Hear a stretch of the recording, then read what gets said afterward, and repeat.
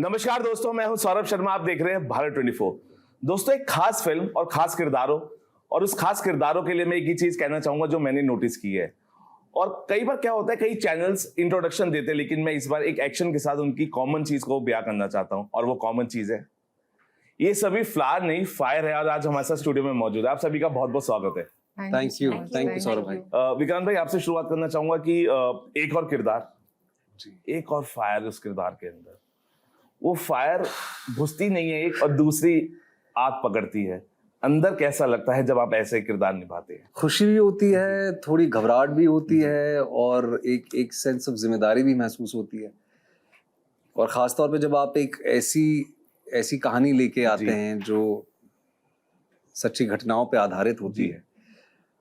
और ये जो घटना है द साबरमती रिपोर्ट की, वो हमारे राजनीतिक इतिहास की इतनी इम्पोर्टेंट बात है, इतना इम्पोर्टेंट चैप्टर है। तो एक जिम्मेदारी ये रहती है कि जब आप ऐसी कहानी लेके आएं या उस विषय पे जब आप बात करें तो आप पूरी रिसर्च करके आएं। जी बिल्कुल। एज क्लोज टू रियलिटी हो। हार जब होती है जब मान लिया जाता है, जीत जब होती है जब ठान लिया जाता है। तो मुझे लगता है स्क्रिप्ट ने, आपके किरदारों ने ये ठान लिया है कि जो पर्दे पे जो सच्चाई होगी उसकी भी जीत होगी जब रिलीज होगी। सर उम्मीद है उम्मीद है कि जिस ईमानदारी से हमने ये फिल्म बनाने की कोशिश की है, जिस ईमानदारी से इस सच्ची कहानी को, इस घटना को लोगों के सामने लाने की कोशिश की है, लोग उसे देख पाए जी। और बिना किसी पक्ष के, निष्पक्ष होके बस कहानी देखें, सच्चाई देखें। और ये भी एक ट्रेलर के बाद हमें लोगों का एक व्यू पॉइंट ये मिला है कि ये सिर्फ और सिर्फ गोधरा अग्निकांड के ऊपर है। जी बिल्कुल है। लेकिन ये मीडिया का क्या रोल था उस वक्त 2002 में, खास तौर पे जब ये दुर्भाग्यवश हुआ इवेंट, तो उस वक्त मीडिया का क्या रोल था, वो भी कहीं ना कहीं हमने बताने की कोशिश की है। So it is a very complex story, but also confident कि आज का जो भारत है वो इंटेलिजेंट है। और क्योंकि पिछले 10-15 सालों में अगर आप मुझसे पूछें तो मुझे लगता है कि वो भी कॉम्प्लेक्स कहानियों को समझना चाहते हैं, अनरावल खुद करना चाहते हैं। रिद्धि, क्योंकि आप एक चैनल की को प्रोड्यूसर रह चुकी हैं और आप इस बार किरदार निभा रही हैं एक पत्रकार का, रिपोर्टर का। डेस्क से फील्ड में आप आ गए हैं, तो आपको लगता है कि ये रोटेशन हुआ है, लेकिन कितनी जिम्मेदारी अब और बढ़ी है या जिम्मेदारी नहीं बढ़ी है? कैसे आप चैनल्स को अब देखते हैं एज ए रिपोर्टर? अगर मैं बात करूं, मैं असल में तो रिपोर्टर नहीं बनी मैं।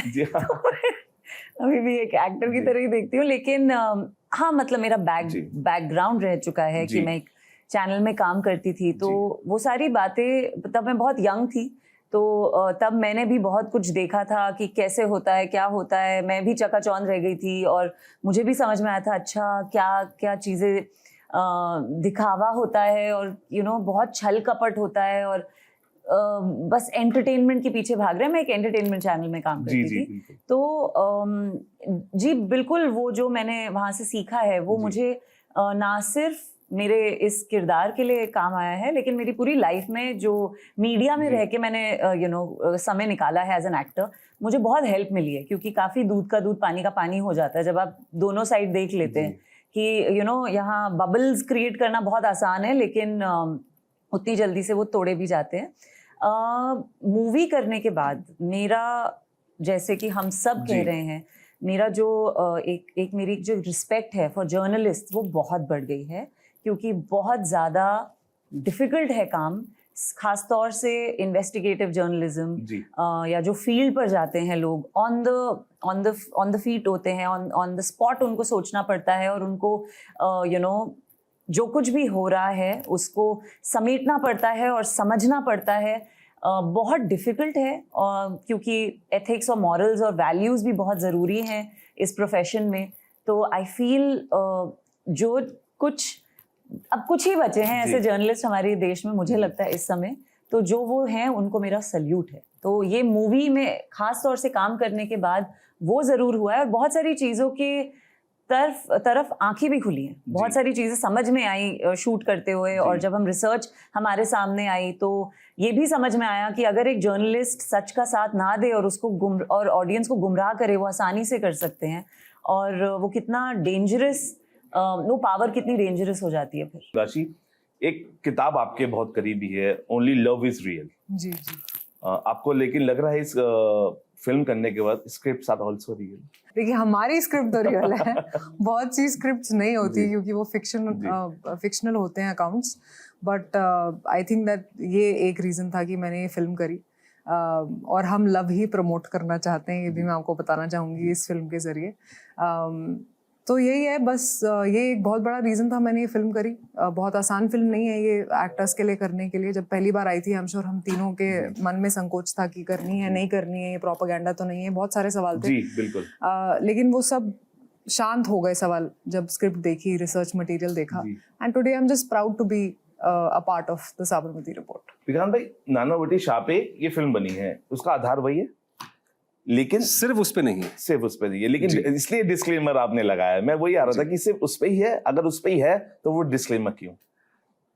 सर क्योंकि 2002 से लेके 2012 तक का जो पूरा टाइम फ्रेम है वो हमारी कहानी कवर करती है जी।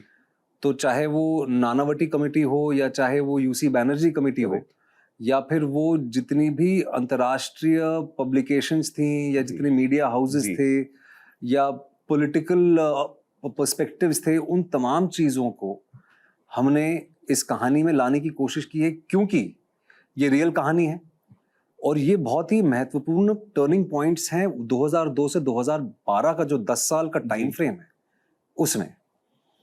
तो चाहे वो कोई पॉलिटिकल आइडियोलॉजी हो, चाहे वो बैनर्जी कमेटी हो या नानावटी कमेटी हो या पुलिस का काम हो या लोगों की क्या प्रतिक्रिया थी, उन तमाम चीजों पे, उन तमाम चीजों को हमने कवर करने की कोशिश की है।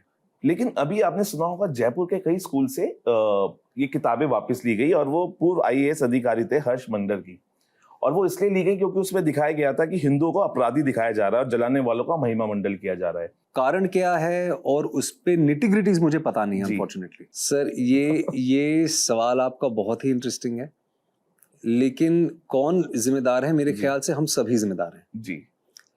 क्योंकि अब अगर मैं सिर्फ फिल्म की बात करूं आपसे, और कहीं ना कहीं मेरा जवाब जो है फिल्म से इसीलिए जुड़ा हुआ है कि 2002 से लेके 7 तक जी पूरा देश ही कंफ्यूज था कि हुआ क्या।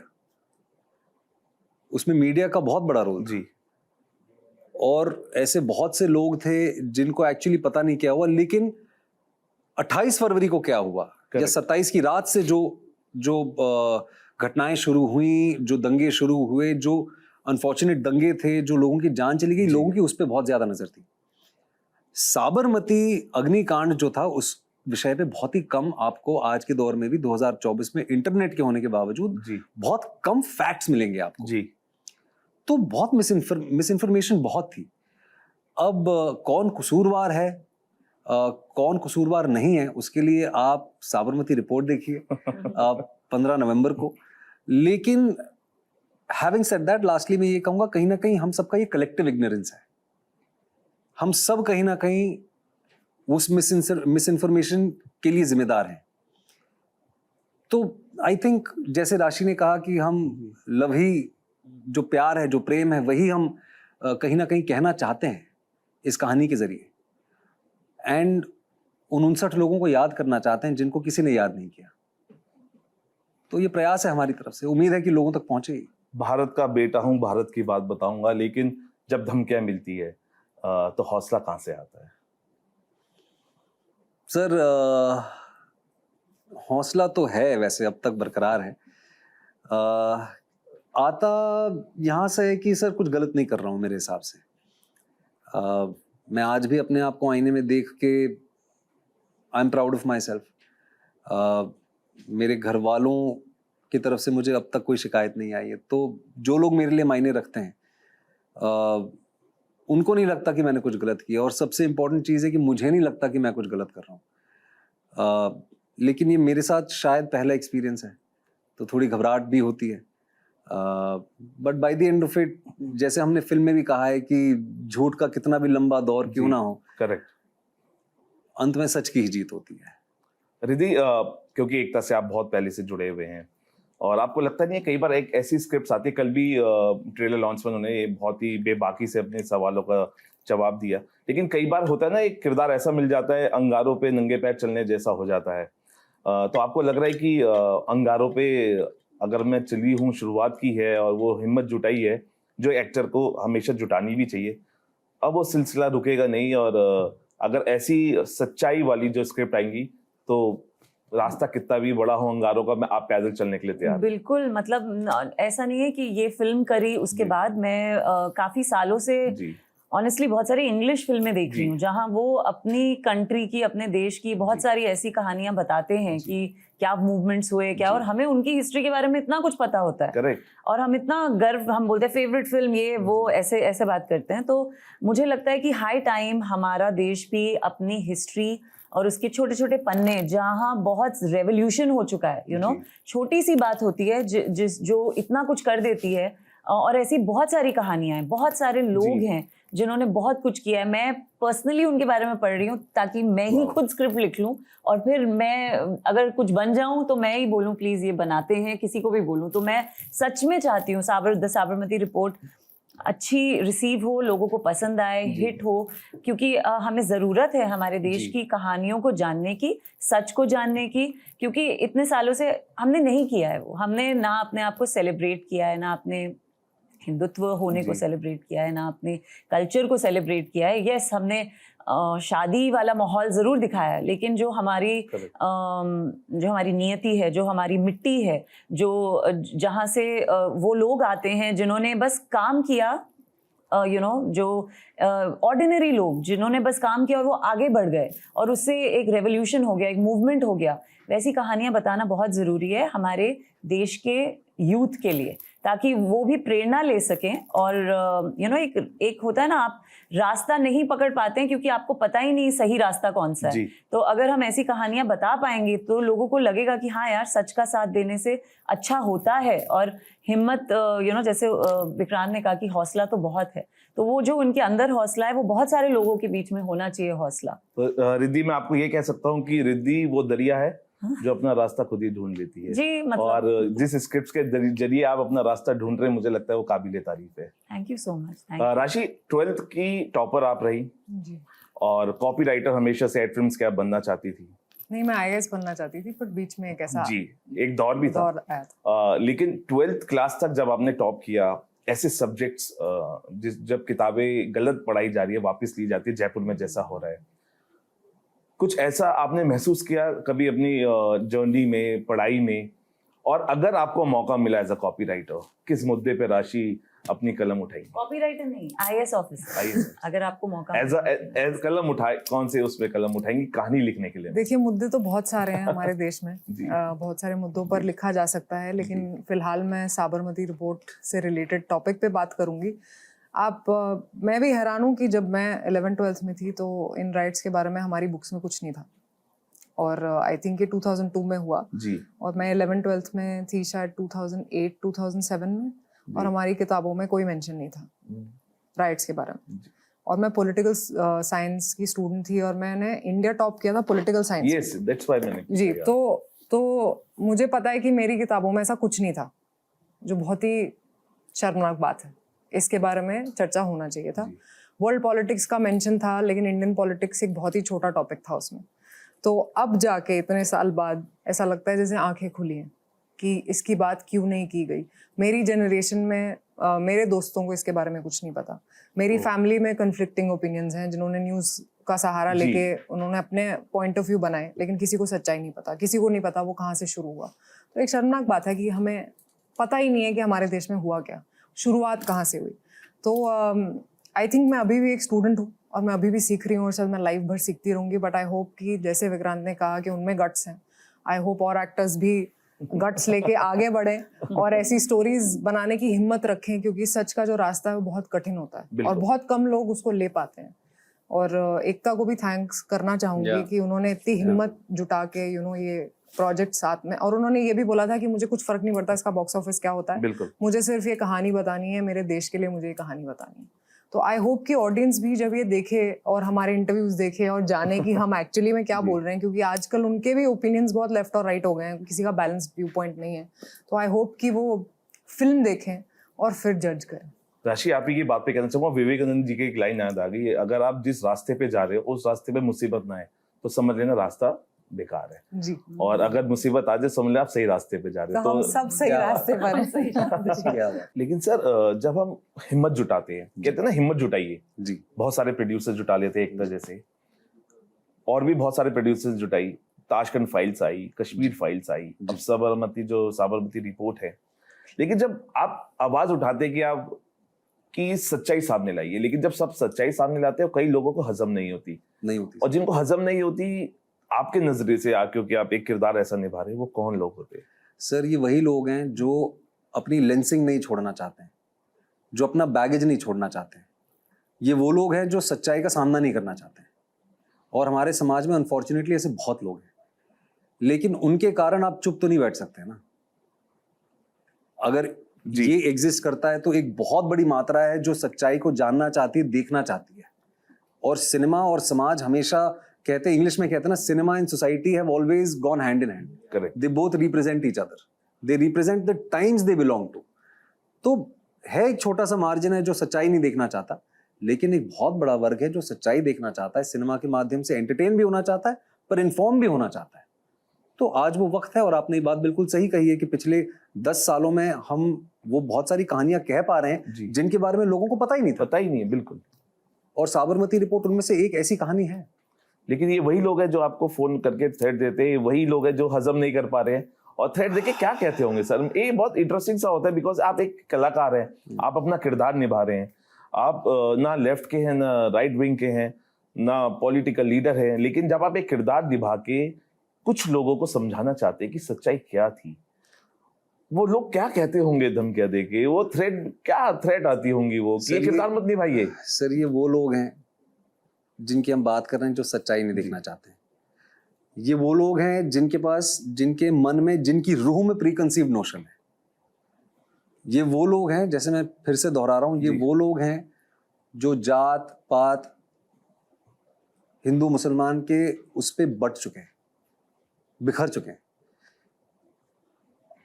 थ्रेट आ रही है, पर साथ ही साथ में मैं मीडिया में खास तौर पे इसलिए इतना चर्चा क्यों नहीं करना चाहता हूं, क्योंकि ये भी एक अनफॉर्चुनेटली कहा जा रहा है कि ये पीआर स्टंट है, तो मैं ज्यादा चर्चा नहीं करना चाहता इस विषय में। बट शायद वो भी जानते हैं कि द साबरमती रिपोर्ट में जो चीजें हम कह रहे हैं, क्योंकि टीजर आ गया है, ट्रेलर आ गया है, और काफी चर्चा हो रही है फिल्म की सोशल मीडिया पे खास तौर पे, तो शायद उनको भी एक इस बात का डर है कि शायद उनको या उनकी कम्युनिटी को गलत तरीके से हम रिप्रेजेंट कर रहे हैं।